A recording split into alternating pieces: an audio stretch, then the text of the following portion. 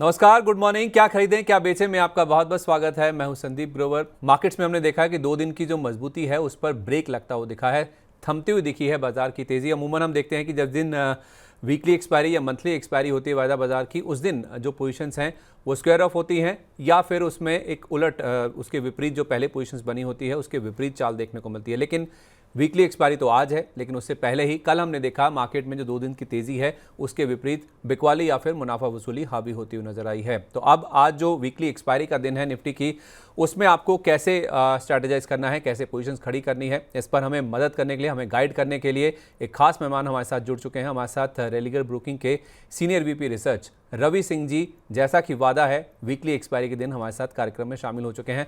Sir, बहुत स्वागत है आपका मनी 9 पर। Welcome to Money 9 sir. धन्यवाद मुझे एक बार फिर से एक्सपायरी वाले दिन बुलाने के लिए। सर, 2 दिन से हम देख रहे थे कि बाजार में काफ़ी तेज़ उछाल देखने को मिल रहा था। आज भी जो शुरुआत है, माफ़ कीजिए, कल जो शुरुआत है वो काफ़ी तेज़ी के साथ देखने को मिली थी, लेकिन हायर लेवल्स पे बाजार टिक नहीं पाया है और निफ्टी की जो क्लोजिंग है वो इनफैक्ट 25,000 के नीचे जाके होती हुई दिखी है। 125 अंकों के आसपास की निफ्टी में, सेंसेक्स में करीब 400 अंक और करीब 250 अंकों के आसपास की गिरावट लेकर बैंक निफ्टी में भी क्लोजिंग देखने को मिली है। हाई से तो इनफैक्ट आप देखें तो निफ्टी में करीब 200 अंकों के आसपास की, सेंसेक्स में 600 अंकों से ज़्यादा की गिरावट देखने को मिली और बैंक निफ्टी भी दिन के दौरान हमने देखा था 51,420 का लेवल देखने को मिला था और वहां से 400 अंकों से ज़्यादा फिसल कर बैंक निफ्टी में क्लोजिंग देखने को मिली है। तो सबसे पहले सर, आज चूंकि वीकली एक्सपायरी का दिन है तो 25,000 के नीचे हम बंद हुए हैं। कितना इंपॉर्टेंट लेवल है सर निफ्टी के लिए, और ये जो 25,000 के नीचे क्लोजिंग हुई है, आज कैसे स्ट्रैटेजाइज करना है? आप, मुझे श्योर है कि हीरो जीरो स्ट्रैटेजी भी लाए होंगे सर आज हमारे दर्शकों के लिए। जी बिल्कुल, हीरो जीरो के साथ में ओपनिंग स्ट्रैटेजी क्या है वो भी रखेंगे और किसके टाइम प्रीमियम कम होने वाले हैं उस पर भी ध्यान देंगे। तो सबसे पहले निफ्टी के लेवल्स को थोड़ा ध्यान देते हैं। पहला, अगर 24,900 के नीचे निफ्टी यहां पर ओपन होती है तो आपको जाना है सेल साइड और टारगेट होगा इसका 24,845 का या 840 का। स्टॉप लॉस कितना रखना है? सिर्फ 25 रुपए का स्टॉप लॉस लेके सेल साइड से प्ले करिएगा। दूसरा, ऑप्शन साइड आ जाते हैं। 25,050 की 12 सितंबर की कॉल पे थोड़ा फोकस करें, जो कि एक्सपायरी के टाइम पे 170 रुपए, इस समय अभी 170 रुपए चल रही थी क्लोजिंग के टाइम पे। और अब अगर यहां पर देखते हैं तो क्या ट्रेड लेना चाहिए, उस ट्रेड की तरफ फोकस करें। अगर ये 200 रुपए के ऊपर चलता है तो 235 तक का लक्ष्य दिखाई देगा। 170 के स्टॉप लॉस से, यानी कि 200 के ऊपर खरीदना है, 235 पे बुक करना है, 175 रुपए का स्टॉप लॉस रखना है। आपको ये स्ट्रेटजी लगानी है। अब आ जाते हैं हीरो जीरो की तरफ। जैसे आप कह रहे हैं, देखिए हीरो जीरो में दो ऑप्शन है, कॉल और पुट का कॉम्बिनेशन भी लेकर चल सकते हैं और इंडिविजुअली अगर ध्यान दे रहे हैं तो ध्यान दें 24,800 की पुट, जो कि 30 रुपए पे बंद हुई है। और इसका वेट करें 12-1 बजे के बाद, जब ये 10 रुपए के पास होगी तो आप लीजिएगा रिस्क, खरीदारी करिएगा। अपसाइड टारगेट वापस से 50 रुपए तक जाने की क्षमता रखेंगे। अब दूसरी तरफ कॉल साइड पे जाते हैं और सपोज करिए कि कॉल साइड का हीरो जीरो देखना है और उस टाइम पे निफ्टी 24,900 के ऊपर 950 के आसपास होगी तो ये प्रीमियम आपको ध्यान रखना है। 6 से 7 रुपए के पास ये प्रीमियम मिलेगा। एक झटके में 25,000 की कॉल का प्रीमियम आपको 30 रुपए तक की क्षमता दिखाएगा, तो वहां पर तभी बाय करिएगा, नहीं तो पुट साइड थोड़ा एक्टिवेशन ज्यादा रखिएगा। अब आ जाते हैं कि निफ्टी अगर अप साइड खुलती है और निफ्टी 24,950 के अगर ऊपर खुलती है तो आपको कहां ध्यान रखना है? 24,750 की कॉल पे कितना खुलेगा? 160-62 के पास खुलेगा, 200 रुपए तक की क्षमता दिखाएगा, 150 का स्टॉप लॉस डालिए और ये ट्रेड के लिए चढ़ जाइएगा। तो ये स्ट्रैटेजी हो गई आपकी निफ्टी के अंदर। चलिए ठीक है, आपने ओपनिंग स्ट्रैटेजी भी बता दी है कि 24,900 के नीचे ओपन हुआ तो फिर आपको सेल करके चलना है। 24,845 या 40 के टारगेट होंगे। 25 पॉइंट का आप यहाँ पे जो स्टॉप लॉस है वो लेके चल सकते हैं। और 25,050 की जो 12 सितंबर की कॉल है 170 रुपये के आसपास है, इसे 200 रुपये के ऊपर खरीदना है। 235 रुपये का टारगेट होगा और 170 रुपये का आपको स्टॉप लॉस रखना है। हीरो जीरो स्ट्रैटेजी भी नोट कर लीजिए। 24,800 का पुट जो कि 30 रुपये के आसपास है, इसे आप दिन के दौरान 12 बजे के आसपास अगर आपको नीचे 10 रुपये के आसपास मिलता है तो यहाँ पे 50 रुपये के टारगेट के साथ आप खरीद सकते हैं।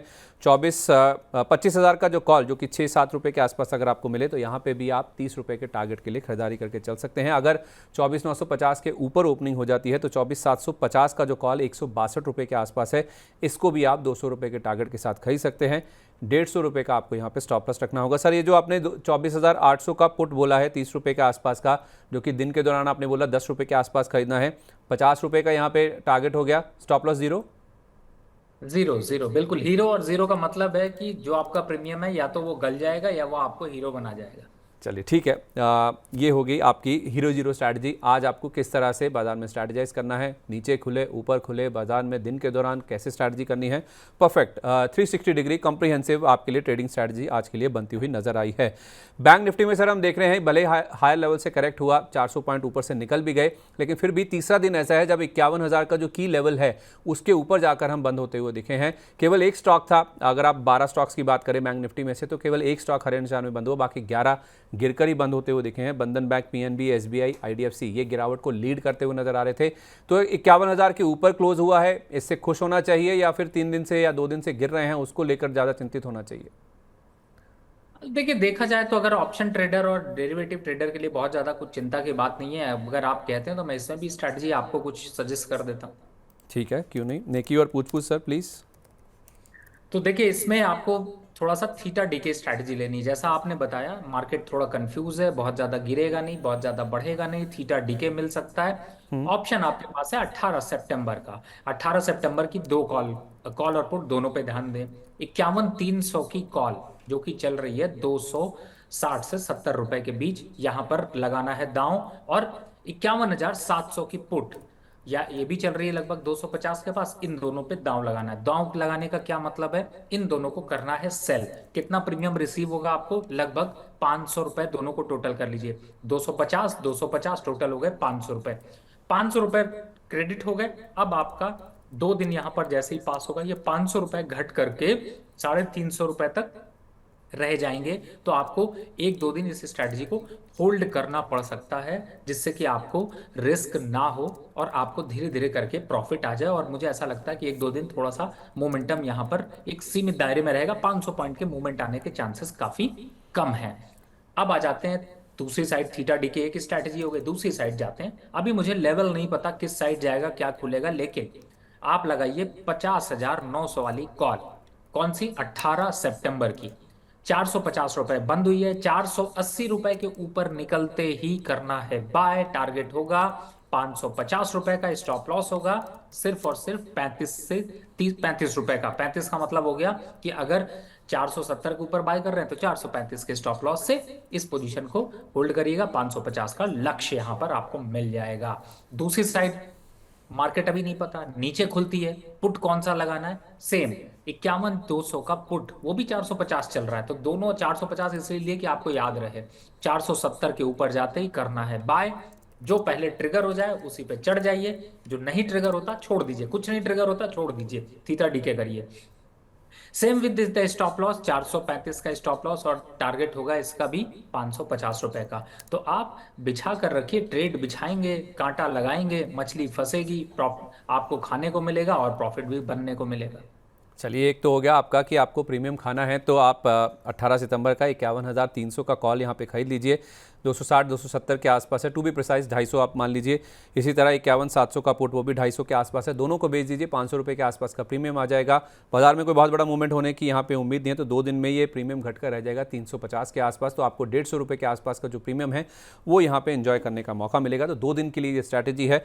और दूसरी तरफ 50,900 का कॉल 18 सितंबर वाला ही 480 के ऊपर खरीदिए, 550 का टारगेट है, स्टॉप लॉस 435 का है। 51,200 का पुट अगर आपको लेना है, ये भी 450 के आसपास है, 470 के ऊपर, चाहे 50,900 का कॉल चाहे 51,200 की पुट, दोनों में से जिसका भी प्रीमियम पहले 470-480 के आसपास जाए उसमें आप चढ़ जाइए। 550 का टारगेट, 435 रुपये का आपको रखना है यहाँ पे स्टॉप लॉस। तो निफ्टी भी कवर हो गया, बैंक निफ्टी भी कवर हो गया, हीरो ज़ीरो भी हो गई और वैसे भी निफ्टी बैंक की भी जो स्ट्रैटेजी है वो भी आपके लिए यहाँ पे आती हुई नजर आ गई। अब बात करते हैं सेक्टोरल रुझान की। एफएमसीजी, कंज्यूमर ड्यूरेबल को छोड़ सभी सेक्टर इंडेक्स में हमने देखा कल गिरावट के साथ ही क्लोजिंग होती हुई दिखी।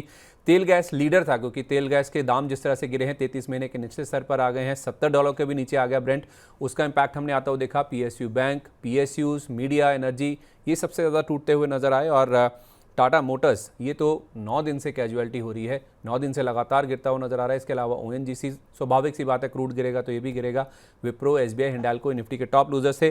गेनर्स में क्या था, टाटा मोटर्स गिर रहा था लेकिन बजाज ऑटो ऊपर था। इसमें दिन के दौरान तो 4% से ज़्यादा की तेज़ी भी बनी। एशियन पेंट्स क्योंकि क्रूड नीचे है और बजाज फाइनेंस में जो आईपीओ है बजाज हाउसिंग फाइनेंस का, उसका ट्रिगर अभी भी प्ले आउट होता हुआ नजर आ रहा है। सर, ये जो एफएमसीजी और कंज्यूमर ड्यूरेबल ये जो खपत वाले स्टॉक्स हैं, इनमें जो तेज़ी हो रही है काफ़ी दिनों से होती हुई नजर आ रही है, इस तेज़ी में अब क्या करना चाहिए सर? देखिए, अभी एफएमसीजी काउंटर इसलिए भी यहाँ पर तेज होते जा रहे हैं क्योंकि डिमांड और को भी यहाँ पर अब इम्पैक्ट आ रहा है और जिस हिसाब से सेल्स आगे त्योहारी सीजन में थोड़े बढ़ते हैं उसका भी एक पॉजिटिव इम्पैक्ट यहाँ पर रहता है। अभी मुझे लगता है कि कंज्यूमर ड्यूरेबल में अभी बने रहना चाहिए, चाहे आप बड़े जो स्टॉक्स हैं जैसे आईटीसी है, डाबर है, आपका ब्रिटानिया है, मारिको है, इन सब पे अभी मेरे हिसाब से आपको पोजीशंस होल्ड करके रखनी चाहिए। अभी बहुत ज़्यादा जल्दबाजी मत करिए, मार्केट में स्टेबिलिटी के साथ साथ ये तेजी की तरफ थोड़े बढ़ते हुए नजर आएंगे तो बहुत बड़े गिरावट के संकेत नहीं है। शॉर्ट करने की तो बिल्कुल राय नहीं है। हाँ, अगर आपको इनमें प्रॉफिट बुक करने का लग रहा है, फंड फ्री कर दें, कोई बॉटम आउट स्टॉक मिल रहा है तो इन स्टॉक्स में सिर्फ 20% ही प्रॉफिट बुक करिए, बाकी अभी चलने दीजिए, वक्त नहीं आया इनमें बहुत ज़्यादा प्रॉफिट बुक करने का। चलिए ठीक है, ये तो बात होगी जहाँ तक कंज्यूमर स्टॉक्स की बात है। सर, कच्चा तेल बहुत बड़ी थीम के तौर पर उभरता हुआ सामने आ रहा है। $70 के भी नीचे आ गया, तो चाहे वो तेल गैस वाले शेयर हों वो पिट रहे हैं जो कि प्रोडक्शन में है। ओएनजीसी हुआ, ऑयल इंडिया हुआ, पेंट कंपनियां इसको इस्तेमाल करती हैं, इनके डेरिवेटिव्स जो होते हैं वो रॉ मटेरियल के तौर पे इस्तेमाल करती है, तो इनमें तेज़ी आती हुई नज़र आ रही है। इसके अलावा ओएमसीज, ये थोड़ा सा ट्रिकी है सवाल क्योंकि ओएमसीज के लिए तो वैसे ये रॉ मटेरियल है लेकिन इनको इनके जो इन्वेंट्री लॉसेस के तौर पे भी इनके जो जीआरएम्स है उसमें भी रिफ्लेक्ट होता है, तो ये भी कल के सेशन में कमजोरी के साथ बंद हुई है। उसके साथ साथ सर पैकेजिंग कंपनी जिसमें एस्टर इंडस्ट्रीज़ हुआ, एमबी इंडस्ट्रीज़ हुआ, इनमें काफ़ी अच्छा तेज़ी का रुझान बनता हुआ दिख रहा है। तो कैसे प्ले आउट करना है सर इस थीम में, जो क्रूड में गिरावट हो रही है उसके बेसिस पे कहाँ बिकवाली या कहाँ खरीदारी करनी है? देखिए, यहाँ पर मैं एक चीज तो आपको संदीप जी क्लियर कर दूं कि जो ऑयल मार्केटिंग कंपनीज के शेयरों को पे सेल कॉल आप सोच रहे हैं उनको थोड़ा अवॉइड रखें। मैं इसलिए ऐसा कह रहा हूँ, क्रूड ऑयल का प्राइस कितने दिन यहाँ पर रहेगा इसका बहुत बड़ा चैलेंज है। आने दीजिए, 15 सितंबर बीतने दीजिए, 1 अक्टूबर आने दीजिए, क्रूड ऑयल के प्राइसेस भी आपको दिखाई दे जाएंगे, वो एक इम्पैक्ट अलग है। दूसरी तरफ है जो आप ओएमसीज कंपनीज की बात कर रहे हैं, देखिए इनमें थोड़े बहुत प्रॉफिट बुकिंग दिखना एक स्वाभाविक है, नए इन्वेस्टर को भी तो थोड़ा मौका मिलना चाहिए। लेकिन हाँ, ये है कि इन कंपनीज पे आप फ्रेश शॉर्ट करके अगर रणनीति बना रहे हैं ऐसा मत करिए, रिस्क बढ़ सकता है। बहुत ज्यादा कुछ शॉर्ट्स की संभावनाएं यहाँ पर नहीं आएंगी क्योंकि क्रूड ऑयल के पास, भारत के पास ऐसा कोई क्रूड ऑयल का स्टोरेज नहीं है और क्रूड ऑयल की जो हिस्ट्री रही है, जब $60 $70 के पास जाता है तो अचानक से न्यूज आना शुरू हो जाता है ओपेक अपने इन्वेंट्री को कम कर रहा है, सप्लाई को कम कर सकता है, तो उसके बाद जो रिएक्शन आता है उसमें सिर्फ आप देखते रहते हैं, बाकी मौका नहीं मिलता। तो इतना घबराने की जरूरत नहीं। मेरा अल्टीमेटली पॉइंट यही है कि यहाँ पर थोड़ा बहुत करेक्शन आएगा, 2-3% का करेक्शन आ सकता है, लेकिन 2-3% से ज्यादा खर्चा आपका उतरने चढ़ने में लग जाएगा, तो परेशान होने की जरूरत नहीं है। थोड़ा सा करेक्शन है, एक पर्टिकुलर स्टॉक की तरफ जाएं, जैसे कि ओएनजीसी 270-75 के पास आए तो अच्छा हो जाएगा, गेल है 210 के पास अच्छा हो जाएगा, आईओसी 165 के पास अच्छा हो जाएगा, बीपीसीएल, एचपीसीएल, ये सब 10-10, 15-15 रुपए करेक्शन के बाद वापस से बॉटम आउट हो जाएंगे। तो मुझे ऐसा लगता है इन लेवल्स के लिए शॉर्ट करना, ट्रेडर की स्ट्रैटेजी अपनाना थोड़ा रिस्की हो सकता है। चलिए, तो बाय ऑन डिप्स होना चाहिए, ये रणनीति आप बताना चाह रहे हैं। वो समझ आ गया कि ऑयल एंड गैस में आपको शॉर्ट नहीं करना है, नीचे में खरीदारी करने के मौके ढूंढने हैं। एडवांस डिक्लाइन की बात करें तो 878 शेयर कल हमने देखा कि गिरकर बंद हुए, चढ़कर बंद हुए। उसके सामने 1672 शेयर ऐसे थे जो कि गिर रहे थे क्योंकि mid cap small cap index भी दोनों देखिए गिरकर ही बंद हुए। मिड कैप इंडेक्स 100 अंकों से ज़्यादा और स्मॉल कैप इंडेक्स भी करीब 325 अंक, और हायर लेवल से अगर आप देखेंगे तो स्मॉल कैप इंडेक्स आपको 600 अंक के आसपास नीचे नजर आएगा और small cap mid cap index भी करीब 550 अंकों की गिरावट लेकर बंद होता हुआ नजर आया है। लेकिन कुछ आउट परफॉर्मर थे जिसमें प्रिज्म जॉनसन है, एडवांस एंजाइम्स है, आर्किड प्लाई इंडस्ट्रीज हुआ, गोकुल एग्रो हुआ। ये कुछ स्टॉक्स हैं जो कि अभी भी आउट परफॉर्म करते हुए नजर आ रहे हैं mid cap small cap space पे। सर, इन स्टॉक्स में से या कोई और mid cap small cap stock जो आपके रडार पे हैं जिनमें खरीदारी की जा सकती हो? देखिए, ओवरऑल अगर देखें तो बिल्कुल आपने तीनों स्टॉक्स जो लिए इनमें थोड़ा सा अग्रेसिव मोमेंटम बना है। खासतौर से एडवांस एंजाइम की बात करें तो 530 तक के आंकड़े यहाँ पर अभी छूता हुआ नजर आ सकता है। और प्रिज्म को देखते हैं तो उसमें भी एक अपसाइड का मोमेंटम बन रहा है, लेकिन फ्रेश खरीदारी के लिए थोड़ा सा अभी रुक रहे हैं। मार्केट में कुछ इतने बहुत अच्छे अट्रैक्टिव ऑप्शंस नहीं दिखाई दे रहे हैं कि यहाँ पर मार्केट में इमीडिएट कूदना चाहिए, थोड़ा सा रुकना चाहिए। पोर्टफोलियो को रीस्ट्रक्चर करने के लिए कुछ अच्छे स्टॉक्स ढूंढने की जरूरत है, लेकिन अभी अच्छे स्टॉक्स पे भी थोड़ा सा डिप करेक्शन आने के संकेत यहाँ पर दिखाई दे रहे हैं। तो जो स्टॉक्स आपने एज इट इज रखे हैं, जिनमें कुछ होल्ड कर रखे हैं, कुछ में आप प्रॉफिट बुक कर रहे हैं, उनको वैसे ही चलने दें, लेकिन बहुत ज्यादा कुछ अग्रेसिव ट्रेड ना लें। लेकिन ये जरूर है कि ये तीनों स्टॉक्स आपने जो लिए हैं ये यहाँ से अभी 1.5 से 2% की बढ़त और दिखा सकते हैं। चलिए, ये बढ़त दिखा सकते हैं, लेकिन फ्रेश खरीदारी करने के लिए थोड़ा वेट एंड वॉच करें। फ्रेश पोजीशन कहाँ पे लेनी है वो भी मैं आपसे पूछता हूँ, आपके पिक्स की ओर में आऊँगा सर। लेकिन उससे पहले ज़रा ये जो नए ज़माने की कंपनियाँ हैं उनके ऊपर ज़्यादा फोकस करते हैं और आज की तैयारी शुरू करते हैं, जो हमारा कार्यक्रम का दूसरा भाग है, जो दूसरा हिस्सा है, क्योंकि आज वीकली एक्सपायरी का दिन है। तो सर, हमने देखा है कि पेटीएम हुआ, पॉलिसी बाजार जिसे हम पॉलिसी बाजार को पीबी फिनटेक के नाम से हम जानते हैं, फर्स्ट क्राई, जोमेटो, ये सब स्टॉक्स हम देख रहे हैं पिछले कुछ दिनों से काफ़ी एक्टिव होते हुए दिख रहे हैं। नए ज़माने की कंपनियों पर आपकी राय सर, क्या और चल सकती है यहाँ से? देखिए, जब भी चल जाए तभी मुझे लगता है कि संदीप जी कोशिश ये करिए कि इन स्टॉक से एक बार को अपवर्ड जो मोमेंटम आता है उसमें निकलने की कोशिश करिए। हाँ, ये मैं जरूर कह सकता हूँ कि इस समय किससे दूर रहिए। उसमें अगर जाते हैं तो इन कंपनीज में लोग बहुत पुराने फंसे हुए हैं और मुझे ऐसा लगता है कि इनमें कोई बहुत लंबा अपसाइड मोमेंटम नहीं रहेगा। पेटीएम के ऊपर ज्यादा लोगों का सवाल होता है, 700 के ऊपर जाने के संकेत कम है, 680 पे ही थकता हुआ सा नजर आएगा। तो एग्जिट होने के लिए रास्ते ढूंढें, वो ज्यादा अच्छे हैं। चलिए, जो बाउंस आ रहा है पेटीएम में खास तौर पे निकलने की कोशिश करें और नई ज़माने की कंपनियों में भी। अच्छा सर, एक विरोधाभास देखने को मिल रहा है ऑटो सेक्टर में। बजाज ऑटो कल टॉप गेनर्स में शामिल था और टाटा मोटर्स टॉप लूजर था निफ्टी की, जहाँ तक बात है। इसे आप थोड़ा समझा पाएंगे? क्या बजाज ऑटो खरीद लें, टाटा मोटर्स बेच दें, कोई स्ट्रैटेजी? देखिए, क्या होता है इस समय संदीप जी, सेंटिमेंट पे ज्यादा चीजें चलती हैं ना कि फंडामेंटल के बेसिस पे। और आप बजाज के जितने भी शेयर चल रहे हैं वो सिर्फ एक आईपीओ की एक्सपेक्टेशन पे चल रहे हैं। तो मुझे ऐसा लगता है कि इस पे मैं थोड़ा उल्टा मेरी स्ट्रैटेजी है। मैं बजाज ऑटो को अगर यहाँ पर देखता हूँ और अगर इसका कंपैरिजन टाटा मोटर से करता हूँ तो थोड़ा सा लेवल का इंतजार कर लें। लेकिन अगर आप थोड़ा रिस्की ट्रेड करना चाहते हैं तो दोनों के फ्यूचर को लगा लें और टाटा मोटर को करंट लेवल पर बाय करें। और इसको इस समय बजाज ऑटो को आप यहाँ पर सेल करके चल सकते हैं, क्योंकि 950 के आसपास आते ही टाटा मोटर थोड़ा अट्रैक्टिव हो जाएगा। फ्यूचर में अगर देखेंगे तो टाटा मोटर इस समय 970 पे क्लोज हुआ है, कैश के ऊपर क्लोज हुआ है। इसका मतलब फ्यूचर और डायरेक्शन पे डाउन है। लेकिन जो बजाज की जो स्ट्रैटेजी है वो सिर्फ अभी प्ले आउट हो रही है आईपीओ को लेकर के। कोई सेंटिमेंट यहाँ पर काम नहीं कर रहे। सेल्स नंबर्स बहुत पुअर हैं, उसमें बहुत इन्वेंट्रीज खड़ी हुई हैं। तो मुझे ऐसा लगता नहीं है कि टू व्हीलर सेल इतनी बड़ी है कि फोर व्हीलर के कंपैरिजन में प्रेशर उतना बन पाए। लेकिन हाँ, रिस्क रिवॉर्ड रेशियो के हिसाब से इसमें अगर आप इन दोनों के पेयर ट्रेड को डालते हैं तो ठीक। आप स्टॉप लॉस वैल्यू वाइज रखें और 20,000 का स्टॉप लॉस वैल्यू वाइज लेकर चलें। लेकिन हाँ, लंबा अगर रखते हैं, जैसे सितंबर एंड तक रखेंगे, तो मुझे लगता है अच्छा प्रॉफिट आप निकाल पाएंगे। चलिए, पेयर स्ट्रैटेजी कर लीजिए, उल्टा कर लीजिए, टाटा मोटर्स खरीद लीजिए फ्यूचर्स में और बजाज ऑटो को आप सेल कर दीजिए। आपने सर बजाज लेकिन ग्रुप फिर की बात डिस्क्लेमर करी। यहाँ पर देना, एक चीज और यहाँ पर मैं पॉइंट आउट करना चाहूंगा। जी। लेकिन अगर आपको इंडिविजुअली इनमें दोनों में बाय करना है तो दोनों को मत बाय करिए। लेकिन अगर सेल करना है तो यहाँ पर ऑप्शंस ज्यादा है। लेकिन चूंकि कैश के लोग सेल नहीं करते हैं, जैसे टाटा मोटर, ये मत समझिए कि मैं बाय दे रहा हूँ तो ये मैं पेयर के लिए बाय दे रहा हूँ। लेकिन अगर मुझे इंडिविजुअली टाटा मोटर खरीदना हो तो मैं अभी 850 का वेट कर रहा हूँ। चलिए, परफेक्ट है सर। जिसको इंडिविजुअली बाय करना टाटा मोटर्स 850 तक का आप इंतजार कर लीजिए। आप सर बजाज ग्रुप की बात कर रहे थे कि आईपीओ के चलते चल रहे हैं, तो बजाज ग्रुप के अलावा जो हाउसिंग फाइनेंस कंपनीज हैं वो भी जो बजाज हाउसिंग फाइनेंस के वैल्यूएशंस है उसको कैचअप करने की कोशिश कर रहे हैं। चाहे पीएनबी हाउसिंग देखिए, होम फर्स्ट फाइनेंस देखिए, कैनफिन होम्स देखिए, आवास फाइनेंसेस देखिए, स्टॉक्स काफ़ी अच्छा चले हैं जब से ये आईपीओ की बात हुई है या फिर आईपीओ लॉन्च हुआ है। तो उस हिसाब से अब इस बजाज हाउसिंग फाइनेंस का आईपीओ तो बंद हो चुका है, बजाज ग्रुप की भी, और ये जो हाउसिंग फाइनेंस कंपनियां हैं क्या इनकी तेजी थमती हुई नजर आएगी अब?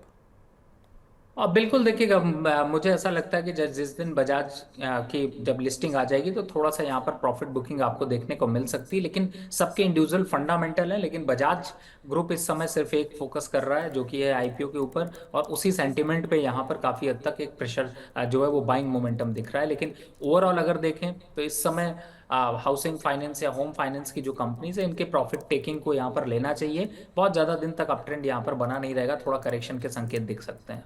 तो हाउसिंग फाइनेंस कंपनीज में आप प्रॉफिट बुकिंग कर सकते हैं। मेटल में ऑलरेडी हम देख रहे हैं कि प्रॉफिट बुकिंग हो भी रही है सर। ग्लोबल जब भी कोई दिक्कत होती है या खराब खबर आती है तो मेटल सबसे पहले पिट जाते हैं। इसमें वेदांता एक हैरानी वाला नाम है सर, बहुत अच्छा स्टॉक चला है लेकिन कल के सेशन में कमज़ोर हुआ है, 427 के आसपास आ गया। नाल्को, हिंदुस्तान जिंक, हिंदुस्तान कॉपर, इनमें क्या करना है सर? गिरावट में खरीदारी कर सकते हैं? देखिए, इंटरनेशनल रीजंस की वजह से इनमें एक करेक्शन देखने को मिल रहा है, लेकिन Vedanta, national aluminium, Hind copper या हिंद जिंक, इनमें बने रहिए। लॉन्ग टर्म के हिसाब से स्टॉक अच्छे हैं। फ्रेश खरीदारी अभी एवरेज करने की राय नहीं है, क्योंकि मार्केट थोड़ा सा अभी यहाँ पर कंसोलिडेट करेगा। अगर ब्रेकआउट की तरफ जाता है तो जरूर खरीदारी करें, नहीं तो थोड़ा सा रुकें, जो पोजीशन है उसी को संभालें, उसके मार्जिन्स को यहाँ पर अभी यूटिलाइज ना करें, थोड़ा सा रुकना चाहिए। लेकिन हाँ, ऐसा दिखाई दे रहा है जो सेंटीमेंट अभी बने कि यहाँ से 1.5-2% का करेक्शन और दिख सकता है, चलिए, लेकिन बट ये कि आप फ्रेश शॉर्ट करें वो भी ठीक नहीं है। ठीक है सर। दो छोटे छोटे सवाल और हैं सर आपसे बस। एक मिड कैप फार्मा, क्योंकि आप हमारे साथ मौजूद हैं तो लंबी चल गई सर इनकी तेज़ी से। आप शिल्पा मेडिकेयर देखिए, मार्क्सन फार्मा देखिए, ग्लेनमार्क फार्मा भी इसमें शामिल कर सकते हैं, नेटको, ग्यूफिक बायोसाइंसेस, बहुत सारे स्टॉक्स हैं जो कि काफ़ी अच्छा परफॉर्म कर रहे हैं। इसमें नेक्टर लाइफ साइंसेस को भी आप जोड़ सकते हैं। तो मिड कैप फार्मा की जो तेज़ी है उसमें कैसे रणनीति बनानी चाहिए सर? देखिए, जिन पोजीशंस की बात आप कर रहे हैं और जिन स्टॉक्स में आपको ले रखा है वो अभी चल रहे हैं, और मुझे ऐसा लगता है सितंबर एंड तक अभी चलते हुए नजर आएंगे। चढ़े हैं तो चढ़े रहिए, नहीं चढ़े हैं तो अपॉर्चुनिटी थोड़ा सा डिप मिलता है तो खरीदारी की रखें। जैसे मॉर्फिन लैब है या फिर शिल्पा मेडिक्योर है, ये सब में थोड़ा करेक्शन के बाद जैसे ही मौका मिले तो चढ़ने की सोचिए। दिग्गज पे रहेंगे, चाहे सन फार्मा हो, सिप्ला हो, इनमें भी एक अग्रेशन अभी और देखने को मिलेगा। सितंबर एंड तक ये अग्रेशन थोड़ा बढ़ता हुआ नजर आ सकता है, और अक्टूबर फर्स्ट वीक में प्रॉफिट बुक करने का मौका देगा। चलिए सर, धुनसेरी ग्रुप के शेयरों में हमने देखा है कल भी दूसरे दिन लगातार मजबूती बनती हुई दिखी है, 10-10% से ज़्यादा चलते हुए दिखे हैं। चाहे आप धुनसेरी इन्वेस्टमेंट की बात करें, धुनसेरी वेंचर्स की बात करें, धुनसेरी टी भी कल पार्टिसिपेट करता हुआ नजर आया। तो इस ग्रुप को लेकर कोई पर्टिकुलर राय आपकी? देखिए, जब इतना ज्यादा तेजी से जब चीजें चल जाती हैं तो थोड़ा सा ये जो है वो मन में डर और रिस्क भी आ जाता है। और इस स्टॉक को देखें तो 1850 से चलता हुआ इस समय 2619 पहुंच चुका है। इन्वेस्टर के लिए अच्छी खबर है जिन्होंने पहले से चढ़ाई कर रखी है, लेकिन अगर आज आप चढ़ने की तैयारी कर रहे हैं तो गिरने के लिए बहुत कुछ है। थोड़ा सा रिस्क यहाँ पर बढ़ रहा है, रिस्क रिवॉर्ड रेशियो बेहतर ना होने की वजह से मैं थोड़ा अवॉइड करने की राय दूंगा। लेकिन हाँ, स्टॉक का जो मोमेंटम है वो अभी 2680 और 2700 के लेवल तक जा सकता है। चलिए, जिसमें रिस्क नहीं है, जिसमें रिस्क रिवॉर्ड फेवरेबल है, वो स्टॉक्स बता दीजिए सर, आपकी पिक्स जो आप हमारे लिए चुनकर लाएं। देखिए, आज की जो ट्रेड रहे हैं उसमें बहुत ज़्यादा कुछ ऑप्शंस आपके पास नहीं है। आपको थोड़ा बहुत ही खरीदारी करनी है, और जो खरीदारी करनी है वो थोड़ी कम क्वांटिटी में करनी है। तो सबसे पहला जो स्टॉक है जिसे यहाँ पर मुझे लग रहा है थोड़ा फोकस करना चाहिए वो है हेवेल्स। इस समय 1950 के आसपास चल रहा है, 1968 के आसपास चल रहा है, और मुझे लगता है कि ये 2150 तक के आंकड़े जा सकता है, तो वहां पर एक फोकस कर सकते हैं। छोटे स्टॉक में अगर जाते हैं तो छोटा स्टॉक थोड़ा कम मिल रहे हैं, लेकिन हाँ, गेल में एक अच्छा करेक्शन आया और वापस से दोबारा एक एवरेज करने का मौका मिल रहा है। 210-12 के पास नजर रखिए। तुरंत खरीदारी नहीं करनी है, डिप पे खरीदारी करने की यहाँ पर राय है। वहां पर आप इसको पकड़ सकते हैं, और अप साइड वापस से आपको 235 तक के आंकड़े देखने को मिलेंगे। स्टॉप लॉस 205 का रखिए। तो फिलहाल मार्केट में थोड़ा करेक्शन जरूर है, लेकिन रिस्क इतना नहीं है, तो थोड़ा रुक कर खरीदारी करिए। और एक स्टॉक जो मैंने पहले भी दिया था, आईडीएफसी फर्स्ट, जो कि अभी यही कंसोलिडेट कर रहा है मार्केट में इतने उतार चढ़ाव के बावजूड, 72 रुपए के पास यहाँ पर खरीदारी करने का मौका है। 88 रुपए तक का लक्ष्य है, लेकिन समय लगेगा। 3 महीने का अगर इन्वेस्टमेंट आप सोचते हैं तो आप कर लीजिए। इंट्राडे के ट्रेड के हिसाब से अगर देखते हैं तो मुझे लगता है कि इंट्राडे ट्रेड यहाँ पर थोड़ा अवॉइड रखें। चलिए, तो आप कह रहे हैं हेवल्स, गेल और आईडीएफसी फर्स्ट। और हेवल्स का अगर आपसे एक स्टॉप लॉस दे दें प्लीज़। हेवल्स का मैंने चूंकि 1968 के पास चल रहा है, यहाँ पर बाय की रिकमेंडेशन है, लेकिन जो स्टॉप लॉस है वो 1935 का। 1935 रुपये का स्टॉप लॉस रखना है, और ऊपर में टारगेट आ जाएंगे आपके 2150 रुपये के। गेल फिर से 235 तक पहुंच जाएगा, और आईडीएफसी फर्स्ट बैंक अगर आप थोड़ा सा समय देते हैं तो 88 रुपये तक के लेवल्स इसमें भी देखने को मिल सकते हैं। बहुत बहुत धन्यवाद सर आज हमारे साथ कार्यक्रम में शामिल होने के लिए। जाने से पहले कोई डिस्क्लोजर सर? बहुत सारे स्टॉक्स की बात हुई है। देखिए, मेरी पर्सनल कोई भी पोजीशन इनमें नहीं है, लेकिन क्लाइंटों को ऐसे सजेशंस गए हुए हैं। चलिए, बहुत धन्यवाद सर। खास तौर पे जो हीरो जीरो स्ट्रैटेजी और कंप्रीहेंसिव कवरेज जो आपने बैंक निफ्टी और निफ्टी का लेकर आते हैं हमारे लिए एक्सपायरी के दिन, उसके लिए आपका और हमारे दर्शकों की तरफ से भी, क्योंकि बहुत पसंद करते हैं वो आपकी स्ट्रैटेजीज को, उनकी तरफ से भी आपका बहुत बहुत धन्यवाद सर। तो क्या खरीदे क्या बेचे में आज के लिए बस इतना ही, लेकिन सुबह 10:30 बजे बीच बाजार में जुड़ना मत भूलिएगा। मेरे सहयोगी विवेक मित्तल आपके लिए खास कार्यक्रम लेके आते हैं जिसमें ग्लोबल मार्केट्स की जो न्यूज़ फ्लो है उसका इंडियन मार्केट्स पे किस तरह का इंपैक्ट होता है, और उसके साथ साथ छोटे मुझोले स्टॉक्स पर भी खास तौर पे वो फोकस करते हैं। तो जुड़ना मत भूलिए सुबह 10:30 बजे सोमवार से शुक्रवार बीच बाजार में।